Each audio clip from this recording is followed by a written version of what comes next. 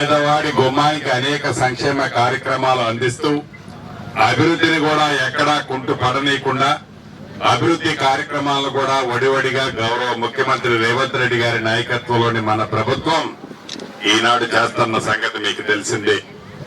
రైతులు రాజును చేస్తామని చెప్పి ప్రభుత్వం వచ్చిన మొదటి 9 నెలల్లోనే 25 లక్షల మంది రైతన్నలకు 21,000 కోట్ల రూపాయల రుణమాఫీ చేయటమే కాకుండా కేంద్ర ప్రభుత్వం నామమాత్రంగా మద్దతు ధర ప్రకటించి వదిలేసిన ప్రతి గింజని కూడా కొంటామని చెప్పి అది ధాన్యం కావచ్చు, మొక్కలు కావచ్చు, ప్రతి గింజని కొనటమే కాకుండా సన్నవడ్లకి మద్దతు ధరతో పాటు 500 రూపాయల క్వింటాలకి బోనస్ ఇచ్చిన ప్రభుత్వం మీరు ఎన్నుకున్న ప్రభుత్వం.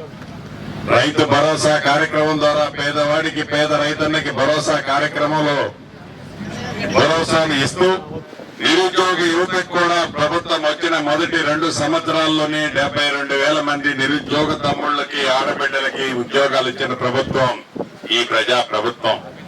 200 యూనిట్ల ఉచిత విద్యుత్ ప్రతి పేదవాడి ఇంటికి కానీ, ఆడబిడ్డ ఆర్టీసీ బస్సులో ఎంత దూరం ప్రయాణం చేసినా ఉచిత బస్సు సౌకర్యం కానీ, అదే రకంగా పెట్రోల్ తినే సన్న బియ్యం ఆ పేదింటి ఆడబిడ్డ తినాలని సన్న బియ్యం కానీ, 10 సంవత్సరాల్లో రేషన్ కార్డు ఇకపోతే కొత్త రేషన్ కార్డులు కానీ, ఇందిరమ్మ ఇళ్లు పేదవాడి ఆత్మ గౌరవానికి చిహ్నంగా కాగితాల వరకే ఇందిరమ్మ ఇళ్లు కాకుండా ప్రతి సోమవారం నాడు టెన్షన్ గా కట్టుకున్న ఇంటికి డబ్బులిచ్చే కార్యక్రమాన్ని మొదట విడత 4.5 లక్షలు రాష్ట్ర వ్యాప్తంగా చేశాం.